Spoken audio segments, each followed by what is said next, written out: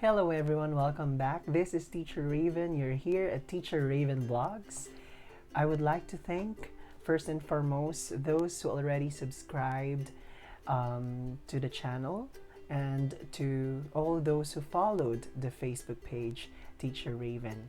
Please continue supporting both the channel and the Facebook page. Share it to your friends and also please help me spread knowledge to everyone.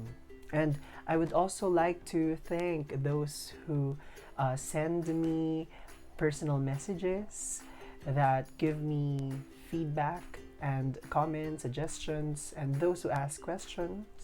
Thank you. Because of those things, I am very much motivated to continue this channel and also the page. Well, in fact, I am planning and developing some materials that I will upload soon in my social media accounts for all of you to actually consume and to use, not only for education purposes, but also for your leisure. If you have time, if you want to learn something during your leisure time, you could download those materials. So let's wait for that. So continue supporting. Don't forget to hit that like button in the Facebook page, the subscribe, and the notification bell for the YouTube channel. Thank you, everyone. Now, today's video, we will talk about the part 3 of the verb series. So this is about the 4 principal parts of verbs. Well, I hope that you already viewed the part 1 and 2 of the verb series. I will just link it here. I also prepared some playlists for you in the channel because as the days go along, we are already compiling several videos that could help you in your learning from home, especially nowadays that we are in a crisis. So I hope that you will watch those videos. I will update the description below and also the links so that you can click them and view them. And you could return in this video to proceed with the discussion on the 4 principal parts of verbs. Okay, so let's now begin. Welcome everyone. This is Language Talks.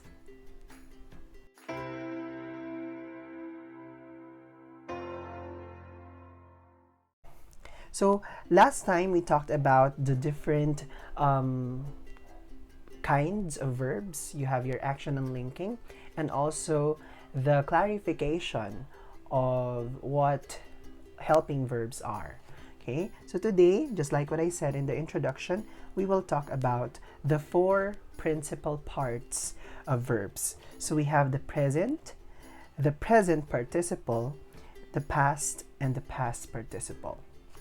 Okay, so a verb has 4 principal parts. These principal parts with helping verbs form the tenses. So I want you to remember that a verb, okay, will always have its principal parts. It could be the present participle, the past, and the past participle. So just remember those 4, because with helping verbs, just like what we had last time, these 4 will actually help us form our tenses, form our sentences with meaningful time elements, and of course, the meaning of the verbs. Okay? So let's now proceed with the first one, the present. This principal part is used to form the present and future tenses.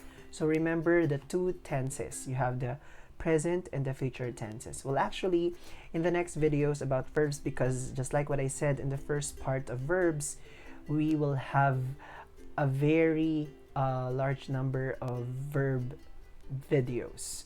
So just wait for them, because of course the verb is actually a very long topic to discuss. That's why I'm giving them to you part by part. Okay? So the first one is the form of the present. An S or ES is added whenever the subject is singular noun. So we will also discuss this in the future for your subject-verb agreement. Okay, let's just finish first all the verb series and even the other parts of speech. Okay, and then we go on to the other usage and the phrase level until we go to the sentence level. So again, S and ES added whenever the subject is a singular noun. Okay, so for example, in this sentence, we have Renz drives the car. So your main verb is drive, but since we have a singular subject that is Renz, the person Renz, okay, we add S to that verb. Okay, so that is your present verb. Okay, or usually in some books we call this also as the present form. Okay, and also we have the base form. Okay, so from that base form we add the S or ES to say, okay, that the subject is doing something in the present. Okay, now another one is to form the future tense. The helping verb will is added. Okay, but the verb will stay the same. It will be in its base form. Okay, so let's have this example. We have Renz will drive the car.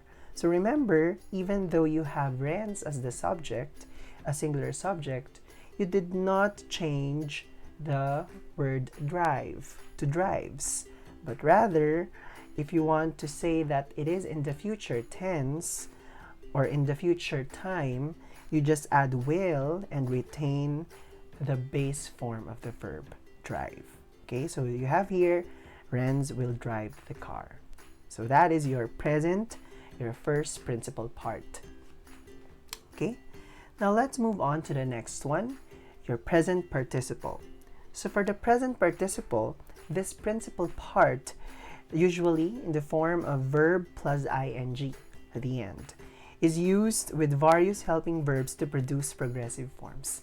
And actually, these progressive forms are the ones that are easy to understand and easy to teach, because we can say that they are continuously happening, okay, or being made by the subject. So for example, we have the different progressive forms. The first one is in present progressive. Ruby May is writing. So as I said, there is a helping verb. Okay, for example, you have is there, and then you have writing to say that this one is a present progressive form. Next, we have Ruby May was writing. So here, it's a progressive action, but already done in the past. Okay, so it stays there. That moment that she was writing, it stayed there in the past. Okay, then next we have Ruby May will be writing. So this is a future progressive. Again, as you can see, the verb with ing, writing, and then you have the helping verb will be. Okay, remember we had the list of helping verbs. If you want to go back to those helping verbs, just click this card, okay, for you to review them, and then go back to this part of the video. And then we have Ruby May has been writing for 2 hours. So this one, we have writing, okay, as the verb. This is in present perfect progressive. Why is it in perfect progressive? Because it is specific in time, okay, and it is in progression. It is continuous. So you have has been. You use the has because you have a singular subject, Ruby May. Okay, of course the plural form of that has is have. Okay, and the past form will be the next one. Ruby May had been writing poems when her first book was published. So past perfect progressive. Okay, and the last one, you have Ruby May will have been writing poems for a decade by the end of 2020. So the future perfect progressive form. Okay, so as you can notice, we had the present participle, that is the verb plus ing. In this case, we use the verb write, okay, and then we formed its present participle, that's writing, okay, And then we use helping verbs to form those progressive forms that we have. Actually, we have 6 progressive forms. Your present progressive, past progressive, future progressive, present perfect progressive, past perfect progressive, and future perfect progressive. Now, I don't want you to be overwhelmed with terms, with concepts. That's why we will talk about the progressive forms and other things that are not yet discussed to the future videos. So wait for those videos, okay? Now, the next one is the past. The past is the principal part used to form the past tense, okay? So, as we know, the past tense is formed. For this example, we have Imelda prepared salad. So usually for regular verbs, we have the verb, okay, its base form, plus we add D or ED, okay, for its past form. But for irregular verbs, sometimes we change the spelling or we change the word itself. So we have Robert fought for justice. So this one, it's a past tense. The verb is in past form, but it is an irregular verb. So it will not follow the rule of regular verbs that we just add D or ED, because irregular verbs sometimes change their spelling or some parts of their verb. Okay, so in this case, we have the samples Imelda prepared salad and Robert fought for justice. Okay, so again, the regular and irregular verbs, that will be actually the next video for verbs. So just wait for that for next Saturday. Okay. Next, we have the past participle. This is the last principal part. Okay. So the principal part, the past participle, is used with helping verbs for the perfect tenses. Okay. And usually, okay, these past participles, okay, they are having your helping verbs again, okay, but their past forms or their forms are usually with D or ED or following the irregular verbs rules as well. So for example, in this case, we have Liesel has worked for the town. This is an example of a present perfect tense, okay. And then the next one, we have past perfect. So Liesel had worked for the town before she took the civil service examination. Okay? And then we have the last one, future perfect. So Liesel will have worked for the town for 20 years by August 2020. Now I want you to remember that for the past perfect and also for the progressive forms, just remember that when we use the verb have, it will be in the form of its past form.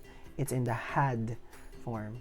Even though you have a singular subject or a plural subject, you will always have had. Okay, that's for the past perfect and also for the progressive forms. Okay, the same thing with your future. You always have your will or shall or other future forming helping verbs. Okay?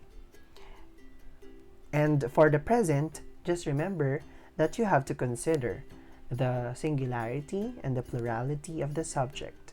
For singular verbs, of course, you will use has for the form of have. And for plural, you use have, okay, the base form of have. Okay? So that's your 4 principal parts of verbs. Your present, present participle, past, and past participle. I hope that you like this video. If you like this video, don't forget to like it. Also share this to your friends, your family, so that they could also learn from this video, and I hope you also learned something. And don't forget to subscribe, to click that subscribe button and that notification bell for you to be updated to the future videos. Thank you everyone. Class dismissed.